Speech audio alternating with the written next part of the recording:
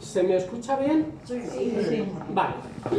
Bueno, pues ante todo, buenos días y muchas gracias a todos por venir a acompañarnos, porque creo que el acto de hoy merece mucho la pena a nivel humano, porque Carmen es una gualiseña de siempre, a la que todos conocemos, y además, como pasaba en el pueblo, si no hemos hablado nunca con ella, sabemos que es nieta del señor Sebastián, y eso es su carta credencial, como yo soy nieto del señor Mariano el Alguacil, y como todos aquí sabemos y podemos rastrearnos la pista. Pero esa pista que muchas veces se quedaba en los motes que son muy útiles, porque decir he visto a Pedro, he visto a Juan, he visto a Antonio, requiere una explicación muy detenida, salvo que digamos el mote.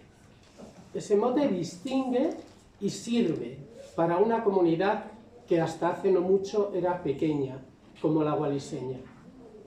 Pero ese rastreo necesitaba de un rastreo más científico, más metódico, más hecho a conciencia.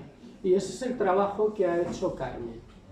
Yo he tenido el privilegio de asistir con ella, de su mano, a la gestación de esta obra. Esta obra comenzó cuando Carmen empezó a preguntar a la gente por sus abuelos, por sus bisabuelos, por los recuerdos que permanecían en su memoria de las redes familiares. Esos recuerdos son intensos, pero a la vez son muy frágiles, muy frágiles. Por eso es muy importante que ahora estén aquí, en el papel. Y les voy a explicar por qué son muy frágiles. Yo, gracias al libro de Carmen, he sabido que mi abuela Brígida y mi abuelo Mariano tuvieron 9 hijos, no los 7 que yo conocí. Sabía que habían tenido otros 2 niños que por la tremenda mortandad infantil que hubo en este país hasta hace medio siglo, habían muerto. Pero yo no sabía qué lugar ocupaban entre esos 9 hijos, ni en qué momento habían muerto. Y gracias a este libro lo he sabido. Ese trabajo me lo ha hecho Carmen. Seguro que a ustedes alguna duda de ese tipo les va a aclarar este libro. Y después había otro tipo de recuerdos que formaban parte del acervo colectivo de la tradición. Por ejemplo, yo siempre había oído que alguien en algún momento se cayó de la torre tocando las campanas y no se mató. Pero nunca supe cómo se llamaba, en qué año fue, cómo fue, y gracias al libro de Carmen lo he sabido. Porque los sacerdotes, y eso ya lo explicará Carmen mejor, el problema de Guadalís es que el archivo civil se quemó, había que recurrir al archivo religioso. El archivo religioso estuvo incólume, yo recuerdo en el año 74, cuando yo estaba haciendo mis estudios, tuve una asignatura que era Geografía Humana, y para esa asignatura yo hice un trabajo para el que consulté los libros de la parroquia, que estaban todos perfectos, incólumes, en unas encuadernaciones además muy bonitas, y los pude utilizar todos.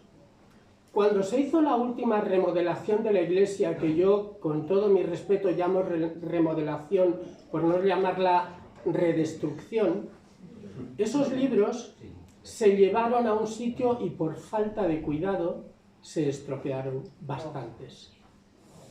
Así que Carmen tuvo que luchar con esa falta, y como los libros fueron al archivo del obispado, ir al archivo, ir y volver y volver y volver y tomar notas, en un trabajo que les aseguro que tiene que gustarte mucho para hacerlo con constancia.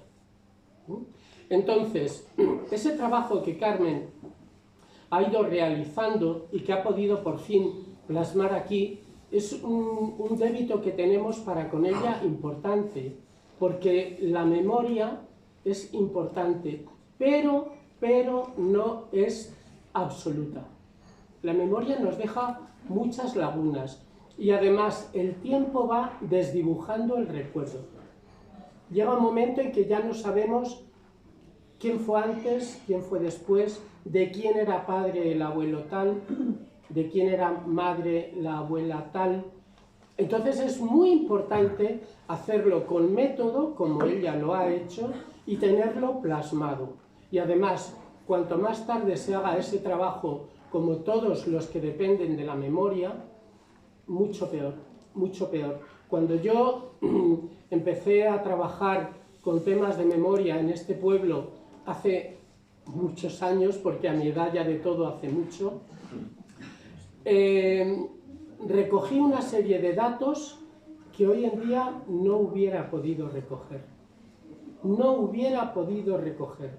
El salto generacional de la gente que ahora tiene 60 años hacia atrás ha sido brutal. Brutal. O sea, el cambio de vida ha sido tan grande que antes el reservorio que teníamos en la memoria de datos ha desaparecido. Nadie memoriza nada, nadie atiende a nada, nadie pregunta por nada porque ha cambiado la vida. Y no quiero ser pesimista y decir cualquier tiempo pasado fue mejor. No, fue diferente. Fue diferente. Ahora, para mirar un dato no tenemos más que hacer así en el teléfono y buscarlo. No hay que ir a la biblioteca, ni siquiera hay que preguntar. Entonces, por eso es muy importante que ese acervo haya quedado aquí recogido. Y para no alargarme mucho, porque Carmen es la que tiene que contarnos de su quehacer, quiero decirles que ella ha sido una mujer muy constante en un tema que no era el suyo. Carmen, como creo que casi todos ustedes saben, ha sido médico. Ella no ha tenido una relación con las humanidades más que por afición. Entonces es un cambio de estructura también mental importante, acostumbrarse a manejar otra serie de materias. Ella lo ha hecho con infinita paciencia. Además, también hay que agradecerle el uso del ordenador y de todos estos materiales que los que nacimos haciendo fichas a mano nos ha supuesto un esfuerzo añadido importante. Entonces, yo he tenido el privilegio de asistir un poco a la creación de este libro, y luego también, aunque no esté, yo quiero agradecer, y sé que Carmen lo va a hacer, al editor. El editor de este libro, que se llama David Mariez Currena, es un enamorado de su trabajo, y eso se nota cuando hacemos así en cualquiera de sus libros. Están muy cuidados, muy cuidados. Él es un hombre que ama su trabajo, que lo cuida, que lo mima. Y con él es muy fácil hacer todo ese durísimo trabajo que es la edición. Porque un buen libro puede acabar siendo un fracaso si la edición es mala. Es mala, no está cuidada, está llena de errores. Por eso es muy importante también, aparte del contenido, el continente. Y por último, y para no alargarme, Carmen me comentó, cuando se haga la presentación del libro, que ya va a ser diciembre, podíamos luego cantar un poco, porque ella es una enamorada de su pueblo, y se nota, podíamos cantar luego un poquito la Nochebuena, y yo, que siempre tengo amigos que les gusta la música y les gusta la tradición, desgraciadamente no puedo llamar a nadie de Guadalix para decir, oye, subir a tocar, subir a cantar. La gente joven, quiero decir. Haya habido una ruptura tristísima, alguno habrá, no digo que no, pero yo no los he oído. Y además, y esto lo vamos a ver luego, cuando hacemos el acto cantando un poco, Carmen echa mucho de menos la Nochebuena antigua, yo también. La Nochebuena antigua es la que cantaban los hombres en las tabernas, cuando no había bares. porque los hombres cantaban empuñando la mancera del arado, cantaban guiando la trilla y cantaban en los bares. Y eso no era ningún desdoro ni ninguna cosa rara como es ahora ponerse a cantar. Y ese estilo que tenían los hombres es el que ella echa mucho de menos cuando me dice, cuando venían los de arriba son los del barrio del señor Alberto para arriba, Chamberí, venían cantando la Nochebuena más antigua. Y es verdad, y es verdad. Los guitarreros también la tocaban y por eso se canta ese otro estilo de la Nochebuena. Pero en esto, como en todo, la variedad es la riqueza. Entonces, cuantos más registros se usen y se dominen, mucho mejor.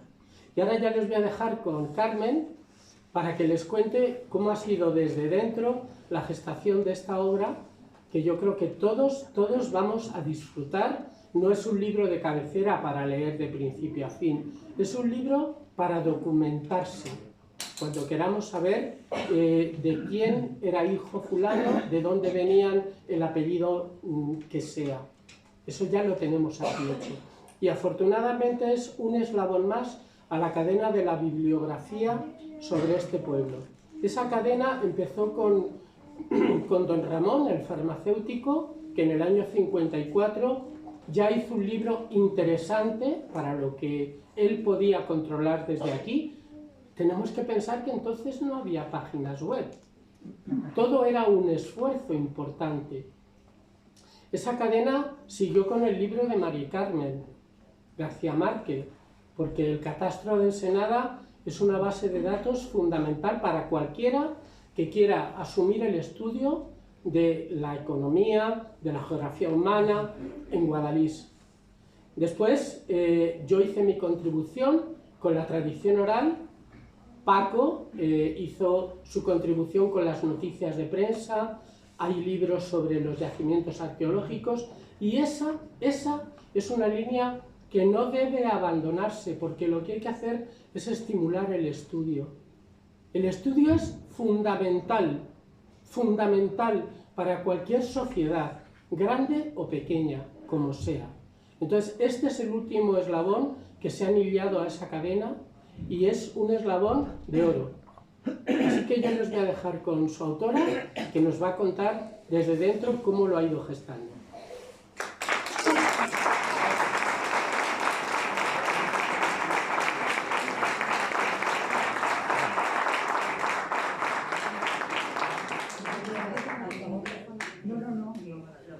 A mí sí me oye como José Manuel, no, pero me oís. Sí. Pues entonces mejor así. Pues agradezco a José Manuel lo que ha dicho de mí, que es fruto de la amistad y el cariño que nos tenemos. Pero bueno, está dicho. No me oye. No te oye.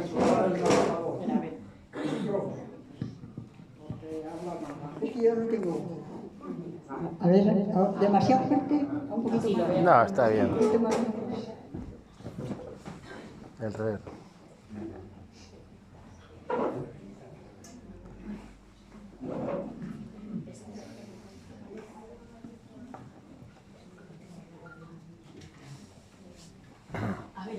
A ver ahora mejor, ¿verdad? Sí. Bueno, le doy las gracias a José Manuel porque lo hace con el cariño y la amistad que tenemos y entonces pues hay que agradecerlo.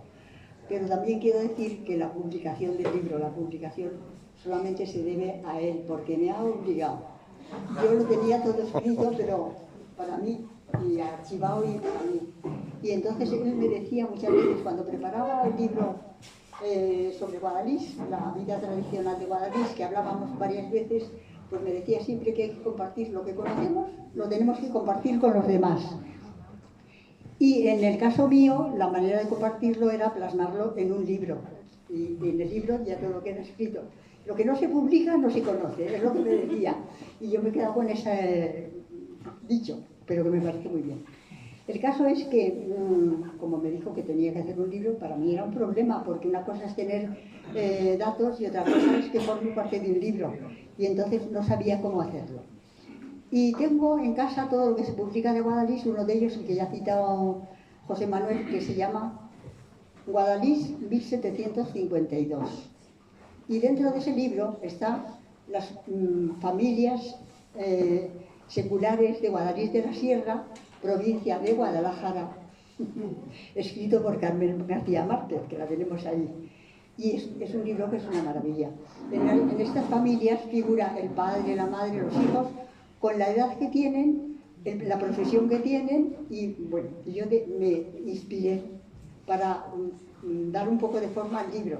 Entonces pensé que podía empezar como están las familias en 1752 en el catastro de Ensenada, buscando el matrimonio y poniendo debajo del matrimonio los hijos. Pensaba contaros más cosas, pero muchas las ha contado José Manuel y no lo repito. Entonces, sí he visto que cuando en casa están mirando mi libro, tiene ciertas dificultades. Yo le he dado tantas vueltas que lo sé, pero cuando lo ves así en frío, tienes que tomar un poquito conciencia de lo que está por allí. Entonces, he visto que tienen cierta dificultad para seguir interpretando el libro. Y he puesto los matrimonios, sacados todos, lo pone el principio del apellido, si lo hay, pone catastro de Ensenada, la familia que es y los hijos que tienen. Y a continuación ya, si tengo datos, desde 1752 pongo quién es el matrimonio, quiénes son los hijos. Y luego voy siguiendo con el orden cronológico de los matrimonios. Luego ya los he separado yo en familias, pero de momento lo hice con el orden de todos. Y entonces, pues, a partir de ahí ya voy yo introduciendo. Ahora os voy a decir la dificultad, que yo, los libros que consulto, unos no existen, otros faltan, índices prácticamente no hay. Cuando hay un índice es por orden alfabético del nombre. En Guadalís nos llamamos García, pero no García, García. Entonces, ¿a quién busco por el nombre? y es muy difícil porque luego está incompleto también. Bueno, total, que al final me ha salido así, de esta manera. Es lo que quiero explicar, fíjate, más que nada de lo que pueda decir, que ya José Manuel ha dicho muchas cosas que han sido muy curiosas, que tengo muchas más.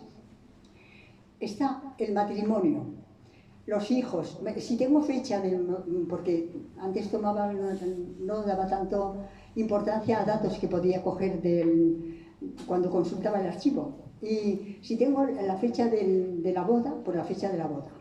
Debajo están los hijos, pero entonces yo quería que se supiera quiénes eran los abuelos. Y se me ha ocurrido, a mí, con lo cual estará lleno de defectos, que debajo de los padres del matrimonio está en rojo, puesto con AB en rojo, el nombre de los padres del matrimonio, o sea, los abuelos de los niños que figuran a continuación. Y con lo cual, cuando estás en un matrimonio, tú dices, ¿y quién sería mi abuelo? Como te lo doy con los dos nombres, algunos, otros no, pero bueno, con los dos nombres ya puedes ir a buscar al abuelo, y del abuelo a su abuelo, al otro, y ya llegas al 1700, o 1700 no, 1800 y algo. No sé si queda claro con eso, yo creo que sí. O sea, que quien quiera buscar, si ha nacido, por ejemplo, en 1904, por ahí, sus antecesores no están anteriormente, sino que están 20 años atrás, en la fecha de los matrimonios. Y luego, en cuanto a otros, he conseguido muchos datos, de todos los libros que he publicado de Guadalís, debíamos tenerlos, porque siempre se saca. Y aparte de la que ha contado José Manuel, del chico que se cayó de la torre, que yo lo veía en casa, me lo contaban en casa, ocurrió en 1800. En la fiesta del Corpus subieron los chicos a tocar las campanas y bueno, a las 4:30 de la mañana, serían las 6:30 de hoy, pero bueno, a las 4:30 de la mañana subía a tocar las campanas y lo hacían con tanto impulso que salió despedido y cayó, según mi tía, en un tejado, eran casas muy bajitas, atándose una zapatilla, pero eso no lo pone él. Y entonces en la defunción dice que cayó un chico a las 4:30 de la mañana, en el mes de junio, tocando para la festividad del Corpus. Desde la campana de tercera mayor, por ejemplo, a no sé cuántas varas de altura que está la iglesia, y no se hizo nada. Le llevaron a su casa y a las 11 de la mañana murió. Entonces el cura, en un margen de la partida de defunción, dice que tuvo tiempo de confesar que nadie le había empujado, que fue él mismo, con el impulso, que no eran chavales, tenía 18 años, pues chavales jóvenes, cayó, pero que nadie le hizo nada, que no, y a las 11 falleció. Sí. Y luego hay otro que también me impresionó, un chaval de 14 años que va con su caballo, venía al río Guadalís muy fuerte, era el año 1800, por ejemplo, 30, que venía el río fuerte, hoy no. Y entonces cruzó con el caballo, pero la corriente pudo más y perdió el equilibrio, cayó y arrastró a los dos, al caballo y al chico. Se llamaba Atanasio Rodríguez, era hermano de otro Atanasio Rodríguez que no había nacido aún, que se casó que tuvo una hija que casó con Cortés, con Vicente Cortés, no sé si lo habéis oído. El Cortés que conocemos, Victoriano Cortés, abuelo, se llamaba Cortés Rodríguez, pues hubiera sido un antepasado, pero vamos, hermanos de... No le encontraban al chico y pasaban los días y entonces pues no le hacían funeral ni nada, pero el padre ya dio por perdido al hijo y le dijo al sacerdote que sí, que hicieran el funeral porque el niño ya no tenía esperanza de encontrarlo. Y al cabo de varios días ya le encontraron y volvieron ya a decir, a hacer el entierro y a hacer todas las exequias y todo. Qué emocionante, ¿verdad? Bueno, yo tengo que decir que todo lo que he sacado ha sido con muchísima ilusión y a veces con pasión. Si transmitiera un poquito de lo que yo siento, me doy por satisfecha. Mónica me dice que sí, yo creo que sí, sí. Que están todas las familias, bueno, todas las familias que se casaron. Luego tengo que deciros otra cosa, que además de, aparte de los matrimonios, como tenía que consultar los bautismos y las defunciones para completar los nombres, pues me encuentro con en los bautismos que los padres no están por ningún lado. Y son familias que suelen venir de fuera, vienen ya casadas, entonces aquí no figuran el matrimonio. Pero yo al ver que tienen varios hijos, he formado un matrimonio ahí, porque son hijos de fulano y mengano, que no sé cuántos se casaron, pero son sus padres. Porque luego lo compruebo en, pues eso, en la defunción y en todo lo que sea. Bueno, que ha sido dificilísimo, ¿eh? Pero de verdad que es muy entretenido. Y ya veréis, yo no sé por lo que he visto en casa, que no, como nadie es profeta en su tierra, pues creían que no había hecho nada. Y entonces cuando he cogido el libro, han empezado a mirar y van a otra página, a otra página, a otra página. Y espero que lo mismo os pase a vosotros, yo creo que sí. Y luego he sacado también otro dato de otro libro, de Paco, el libro de Paco. Y también es otra historia truculenta. Hubo dos hermanos, Mateo, Tomás y Tomás mató a su hermano Mateo. Y yo estaba intrigada porque también me lo contaban en casa, pero no sabía quiénes eran. Y en el libro de Paco he sabido cómo se llamaban de apellido. Y además porque dice que hubo esa muerte. Sí. Y os tengo que decir que Mateo se escondió en el pozo que está en el Pozo Nuevo, en la calle del Pozo. Es que ya no está ese pozo. Ah, no es el auténtico, pero han puesto un pozo. Sí, ahí ahora mismo. Han puesto un pozo que quiere decir el pozo. Pues Mateo no se escondió en otro sitio, se escondió en el pozo. Y luego ya he descubierto cómo se llamaban. Mi abuelo nos contaba que era una familia con 4 hijos que habían tenido muy mala suerte, porque uno de ellos, que se llamaba Luis, había empezado la corriente eléctrica o no sé qué, y se electrocutó en un poste de la luz. Y luego de los otros hijos, había otro que pasó algo, pero yo no me acuerdo cuál era. Y los otros dos, Mateo y Tomás mata a Mateo, pues fíjate qué tragedia. Vivían en lo que nosotros llamamos la casa de arriba, nuestra casa de arriba, que casi todos la conocéis los de aquí. Pues ahí vivían, y es allí donde ocurrió. Así que fíjate qué bonito, eso es gracias a Paco. Y muchas cosas conozco más porque me han contado mi amiga Victoria, mi amiga Lucía, la otra, muchas más cosas. Sí, sí. Es que, ¿puedo interrumpir? ¿Cómo no? Sí, es que lo mío es un diálogo. No, es que, vamos a ver, ¿por qué es muy importante el archivo parroquial? No solo aquí porque no exista el civil. Desde el Concilio de Trento, 1560, se ordena a los curas que tienen que llevar un registro de bautismo, de bodas y de entierros. Entonces, dependiendo, como me decía Carmen, hoy he dado con un cura hablador. Dependiendo de lo locuaz que fuera el cura, podía poner, ayer día tal, enterré a fulano con los sacramentos. Pero otro decía que había muerto de tal, hijo de fulano, que deja misas, que deja hijos, que deja mandas, que deja... Entonces, claro, eso te da una serie de información que no es estrictamente nacer y morir, sino que te informa de cómo vivían, de qué murió, de qué... Claro, y entonces eso es lo que Carmen venía tan contenta cuando me decía, hoy he encontrado un cura que da muchísimos datos de la gente que dejaba dinero para mandas, para misas, para caridad, que se daba caridad en los entierros, que eso ya, claro, la gente no sabe. Por cierto, en el de tu abuela, es el último entierro en el que a mí me contaban los mayores que dieron caridad. Que era, te daban un pan con una cruz en el medio por ir a acompañar al difunto, al cementerio. En el de mi padre y mis abuelos también dieron caridad. Pues todo eso muchas veces también se apuntaba. Y claro, eso es una cantidad de información que viene bien para muchas cosas. Y eso es lo que Carmen también ha ido entresacando. O sea, que es un trabajazo. Sí, que José Manuel también me aclaraba en la defunción de una María Anguas joven, de 34 años, en el testamento, que se preocupa de muchas cosas, entre otras es la cera para la iglesia. Se lo encarga a su madre. Yo no sabía para qué era la cera. José Manuel, dilo tú. Sí, la cera era porque todos los viernes durante el año, después de la muerte, aquí se celebraba siempre el novenario. Había 9 días, se iba al rezo, que llamaban. Esto las personas mayores ya sé que lo saben, pero las de menos de 40 años no lo saben.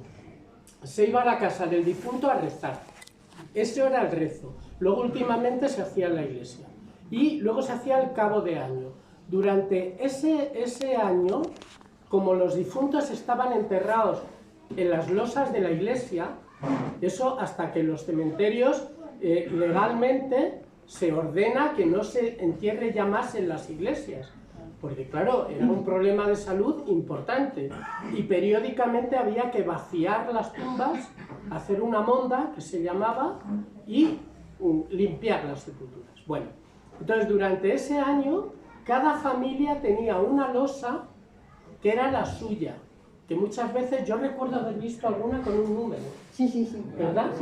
Sí. Bueno, pues ahí se ponían durante un año la mujer de la casa, la madre, la hermana, la hija, la que le tocara, de rodillas con su mantellina negra y un candelero con las velas, que estaban luciendo durante toda la misa de ese día. Por eso era muy importante que hubiera dinero para pagar esa cera. Porque claro, todo lo que no era cumplir con el ritual estrictamente católico, pues iba en detrimento de la salud de arriba del difunto. Entonces, por eso dejaban mandas para cera, muchas veces. ¿Y qué más nos cuentas? Pues con todo esto hemos llegado a 2022. Yo me he pasado en el archivo, soy de plantilla, del Archivo Diocesano de Madrid, me conocen porque llegaba antes de abril acompañada. Bueno, el libro está escrito por Carmen López Anguas y colaboradores. No puedo decir cuántos porque de casa los he dado la matraca, se han aburrido. Lo que pasa es que son educados y no decían nada. Pero bueno, que he tenido que estar allí muchísimas horas. Me marchaba cuando iban a cerrar y me conoce todo el mundo. O sea que tengo allí abierta la puerta, que está muy bien. Lo digo también, porque con el libro habrá muchas erratas y algunos tendrán curiosidad. Pueden ir al Archivo Diocesano de Madrid, en la calle de la Pasa, y allí está el archivo. Yo tengo en qué libro figura algún pariente, en el folio donde está, para que no tenga que estar buscando. Y también decir que gracias a este jaleo he tenido ocasión de desvelar a 2 familias su origen. Unas de ellas venezolanas, que vinieron buscando a un familiar que no lo encontraron por ningún lado. Primero porque le llamaban la cheta. Y cuando me lo dijo a mí la secretaria, cuando yo no los vi, pero cuando fui me dije, han venido de Venezuela preguntando por este apellido. ¿Tú sabes dónde está? Digo, no me suena así, pero me suena a otro. Lo busqué, se llamaba Iracheta, había nacido aquí en Guadalís, recordaban que tenían un antepasado nacido en Guadalís y es lo que les interesaba. Sé que esa familia Iracheta, que viene en el 19, vamos a ver por qué venía tanta gente en el 19, pues se casó con una Corral, no Corrales, Corral. Con la familia Corral es con la que troncó. Y luego tengo otra familia más reciente que han conseguido saber quién eran, no sabían de dónde procedían, pero buscando porque tenían esa intriga, porque la gente quiere saber quiénes son sus antepasados, supieron que su abuelo era de Guadalís, su bisabuelo.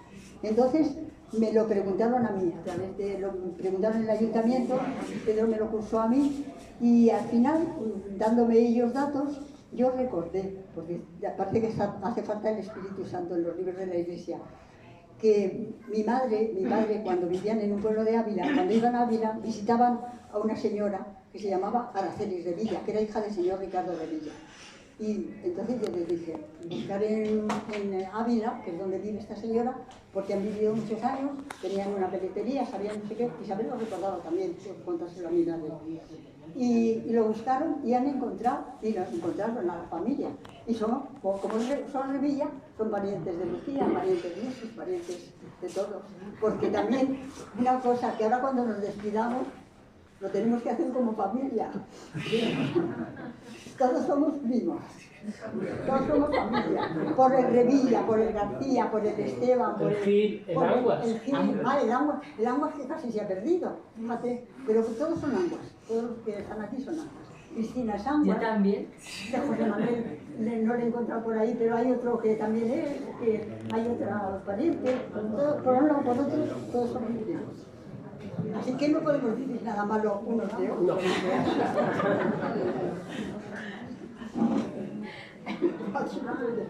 Es que para mí esto es un diálogo, yo no sé, echar un discurso, lo de José Manuel es académico, está bien hecho, pero lo mío es sobre la marcha. Y que me preguntéis lo que queráis, y me ponéis mi correo, de lo que sea, y ya no lo alargamos más, porque vamos a cantar la Nochebuena de Guadalís. Y la gente luego quiere ir a comer a su hora. Tienes que poner un consultorio, un día a la semana un consultorio aquí. Un consultorio de la señorita no sé cuánto. La señorita Bueno, yo le voy a cantar a Carmen la Nochebuena antigua, si le gusta, Sí. y luego a mis amigos, que son Alberto y Ramón, que es hijo de, para los mayores, Alejandro el maestro, que tocaba el acordeón, eso es, pues va a tocar con él la guitarra y ya vamos a cantar luego todos la Nochebuena que más no sabemos. Pero para los que no la han oído, y yo sé que a Carmen le gusta, le voy a cantar la suya. Y luego iros subiendo y cantamos luego todos juntos.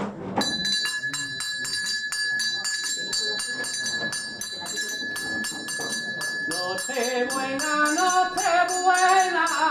cuánto tarda de venir, que te estamos aguardando como a las rosas de abril, como a las rosas de abril.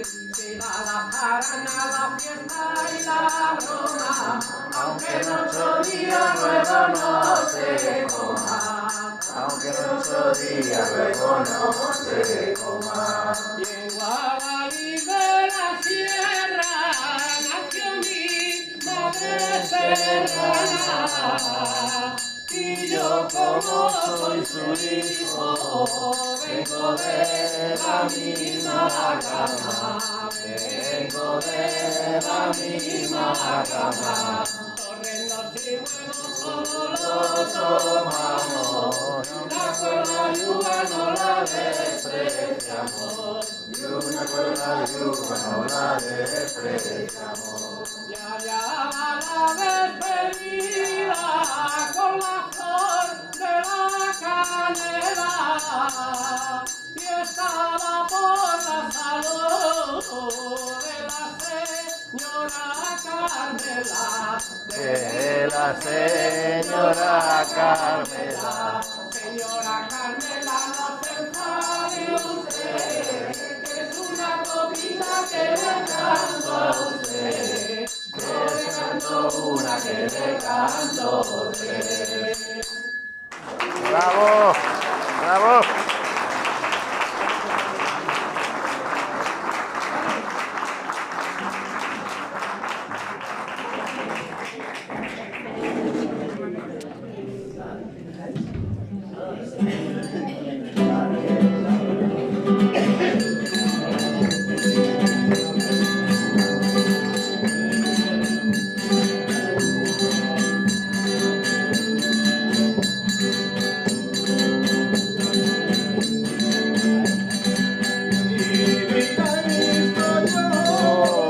Lo que he visto esta mañana, una gallina en la torre, moleando las campanas, moleando las campanas.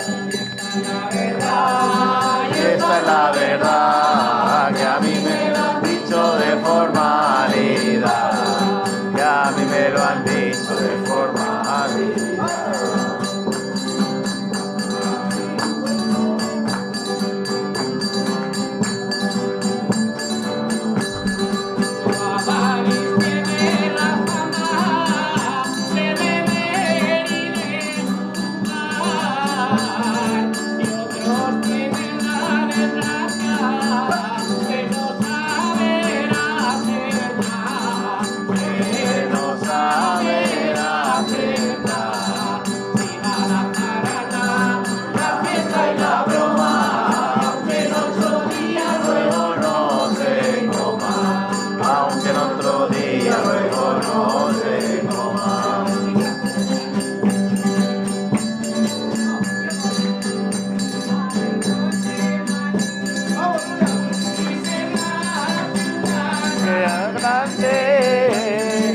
Sale el sol por la mañana y se pone por la tarde, y se pone por la tarde. Pícaro, pícaro, cara de pantero, que al niño de Dios Le ha dejado en cuero, ya el niño de Dios le ha dejado en cuero.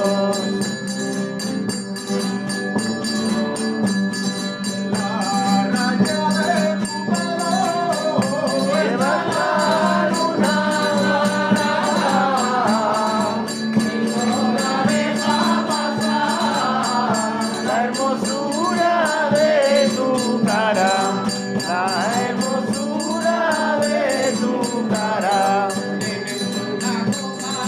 ese vino blanco, déjenme una copa que si no, no canto, déjenme una copa que si no, no canto.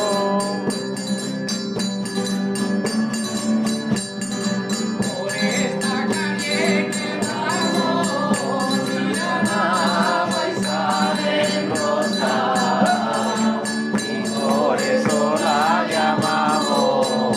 La calle de las hermosas, la calle de las hermosas.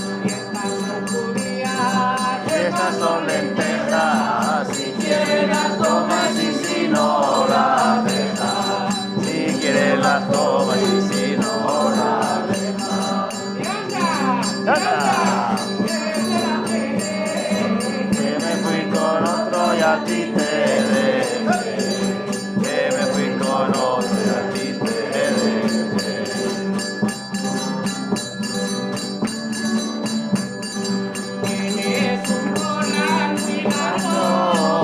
Sembrado de hierba buena, todos miran al corral, y yo a tu cara morena, y yo a tu cara morena.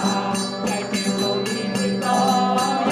tomillar, ay, que suavecito está de arrancar, ay, que suavecito está de arrancar.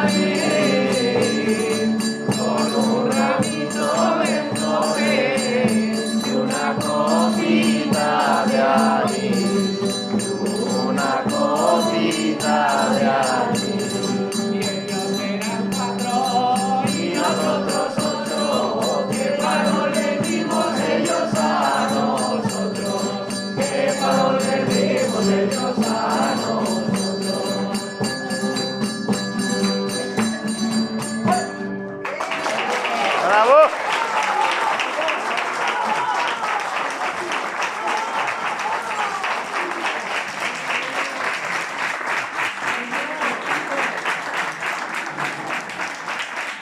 Bueno, gracias.